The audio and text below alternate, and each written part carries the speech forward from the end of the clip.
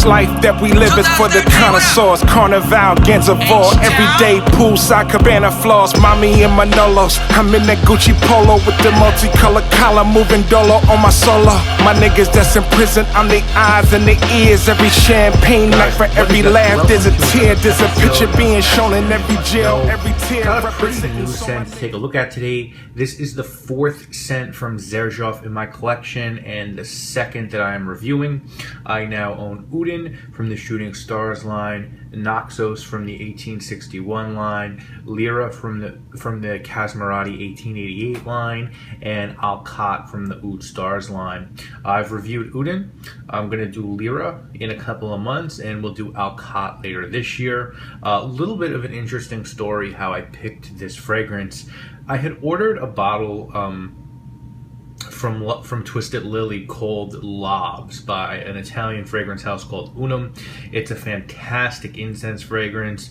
To me, the best incense fragrance far and away from all time. It's from a relatively newer Italian house. Unum, as I said, they're the guys who made clothing for the Pope, so you can guess they're doing incense the right way. And I was going to do an exclusive review of Lavis, not on my channel, but for a pretty big fragrance blog. But due to some personal situations and Lavis being on backward from Twisted Lily, that blog had to have someone else do the review. And at that point, I kind of decided that I really wasn't up for a bottle of Lavs. And as we get to the New York City summer, it just didn't make sense for me, but it's definitely a scent that I will be picking up down the road, and I'll do a review on it because, as I said, for my money, it's the best incense scent that I've ever smelled. Anyway, I got in touch with Twisted Lily, asked them if they could switch my order to Naxos by Xerjoff, and they obliged. Twisted Lily is awesome. I cannot say enough about their store and their customer service, and they allowed the switch, and I just paid the difference, and so I blind bought this guy. As far as the choice, you know, I really trust Sergio Momo, who is a Facebook friend and who very graciously has shared my blog and doing my 100 best fragrances of all time on his Facebook page. Xerjoff, for me, is easily a top 5 niche house of mine, probably top 3 along with L'Artisan and Frederic Malle. This house is up there. I don't love every scent that they make, but what I do love is each scent has this level of quality and craftsmanship, really Italian craftsmanship. The packaging and the presentation are top notch, and I just trust Sergio Momo and I trust Xerjoff. This one came out with another new scent. As sort of, this house took the original 1861, rebranded it as 1861 Renaissance, and released it with 2 other 1861 flankers. One called Zafiro, which is basically an incense fragrance, and this one Naxos, which has been getting some comparisons to Pure Havane by Terry Mugler. I've also heard comparisons to Virgin Island Water by Creed. These were all released this year to commemorate the 100th and 50th anniversary of the unification of Italy. I think Renaissance is supposed to celebrate Italy as a whole. Naxos is meant to celebrate Sicily and islands, and Zafiro is meant to celebrate Rome. This one comes in one size. It is 100 ml. Twisted Lily has it in the United States, as does Lucky Scent. Min might have it as well, I'm not sure. Also, I'm not sure if Bergdorf Goodman has it. I know they do have some Xerjoff stuff now. And the retail price on Naxos is $245. As far as your notes, you're going to have bergamot, lemon, and lavender at the top. In the middle, you're going to get jasmine, cinnamon, honey, and cashmeran. And in the base, you're going to get tobacco, tonka, and vanilla. As far as your presentation goes, maybe the best presentation I've ever seen. The box, 1861. You have green on one side, red on the other side, and the back is red and the front is white, and of course those are the colors of the Italian flag. You have this beautiful drawing on the front, and then when you open the box, your fragrance is going to sit like so. This is leather, this piece, or at least it feels like leather. And then you have some writing on the inside of the box. It says 1861, as one shall be our native land, thou shall only be one Italian art. And so, as I said, it sits in this beautiful, beautiful box. This does feel like leather. The box is very sturdy. It has this fabric hinge, and it's really heavy-duty cardboard. At the top, Xerjoff. On the back, on the bottom, you just have your information. And it's really just, I think, the nicest Xerjoff box that I've yet seen. The bottle very close to the original 1861. Again, really heavy glass, 1861 Naxos X. It has these really clean lines. The glass is really heavy. There's a sticker on the bottom. You have some detailing on the back, as you could see. And then you have that really heavy trademark Xerjoff cap. The sprayer works tremendously. There is an X engraved on the top of the atomizer, and there is an X on the inside. And unlike some other Xerjoff fragrances, this cap actually clicks into place, and the bottle is very, very heavy. It is about as impressive as a presentation as I have ever seen in my life. This is really a beautiful presentation that I think goes far beyond a $245 price tag. As far as the fragrance, this fragrance is, for me, superb. It has gotten a lot of comparisons to Pure Havane by Terry Mugler, both in negative and positive connotations. Some have said, oh, it's just a copy of Pure Havane. Some have said that this improves on Pure Havane and is a more elegant version of Pure Havane. For me, this one opens up with very light citrus and a sweet lavender note. But even at the opening, those notes are really overshadowed by the heart of this fragrance, which is very rich and sweet. And the heart is a syrupy jasmine, not animalic at all, but more than anything else as well, some powdery cinnamon and some just really nice honey.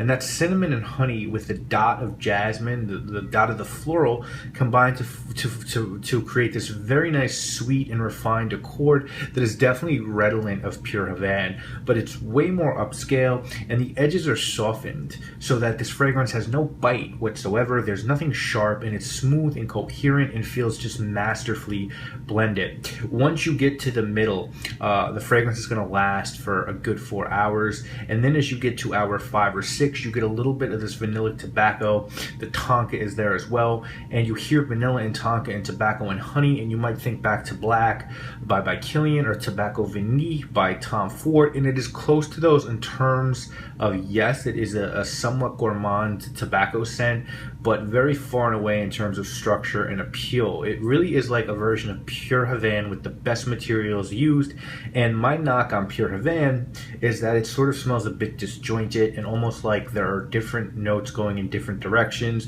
and for me at least, the perfumer fixed that issue and really made this refined and very minimalist in terms of composition. Performance on this guy is typical Xerjoff quality. This just rages on my skin. I almost always get around 10 to 12 hours with a Xerjoff perfume. It projects, it lasts, and it leaves a very nice sillage trail. It's just a gamer when it comes to performance, and I'd go to say that I find it a bit softer than Pure Havane in a very good way. It doesn't scream. It doesn't need to scream. It is absolutely unisex juice. I think men and women would and will both love this. Time of the year to pull this one off, for me, I think ideally, guys, this is a spring fragrance. I think it would be too cloying for the dog days of summer, but certainly this could rock you out on cooler summer evenings or days, and I think it'd be great in the fall and could be worn in the winter as well. But I think it is a superb date night or night scent out in the fall or the spring. I'd be comfortable wearing this juice anywhere, work, out at night, casually, a black tie certainly. It's, as I said, it's just a gamer. If you're not able to afford Naxos or looking for something similar, certainly Pure Havane is the step down in price. This one's $245.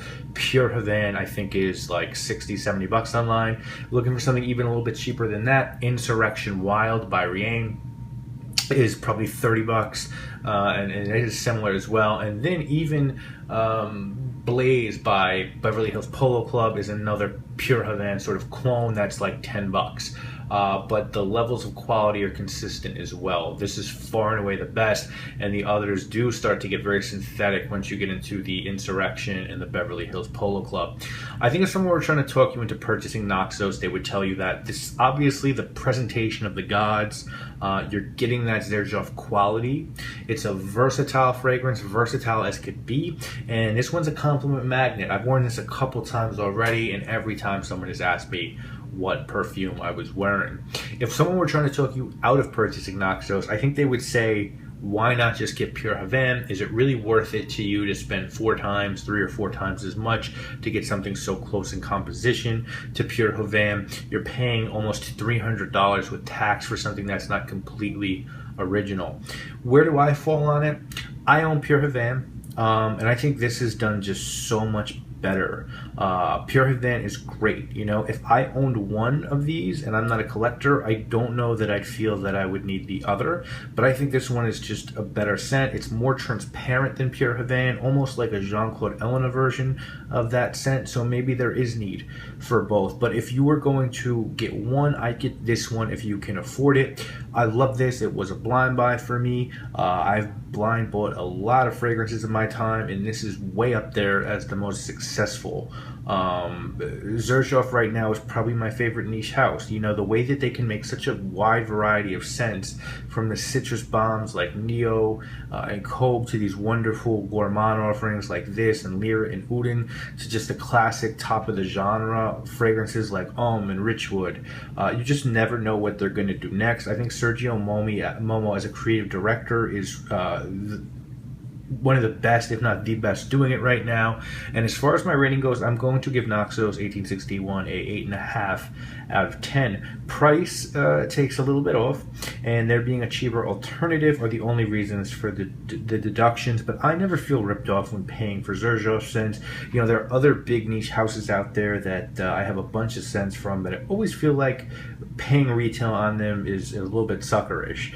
I never feel that way with Xerjoff. Their fragrances are just of impeccable quality. I also did get a sample of Zafiro with this one. I need to give Zafiro some more time. As far as I got so far, it's a beautiful sort of watery incense fragrance with a little bit of gourmand touches, but I was really debating which one to blind buy, and I think I made the right choice in Naxos, because I'm pretty well off in incense fragrances, and once I get Lavis, I really feel like my incense journey might be complete. We'll see. You know, different things come out and always seem to surprise me, but I cannot say enough about this fragrance. It's just tremendous. Definitely one of my favorite fragrances that I've purchased in a long time. So if you have any questions on this one, please feel free to hit me up. Definitely grab a sample if you can. Check this one out if you can. If you like sort of really gourmand fragrances that have a mass appeal, I definitely think you should check this one out. Also, ones that perform ridiculously, definitely check Naxos out. All right, guys, you know what it is. I'll be back next week with more videos, and that's it. Hope you've enjoyed this one. I'll see you guys again real soon. Obviously, my name is Maximilian. I am Heath Ledger, Joker to you jokers. If you Tony, I hang up, send a hit. I am Sosa, I am cultured, I am legend, I am lava, I am closer to the best writer alive. Other two, I'm the closest, no host.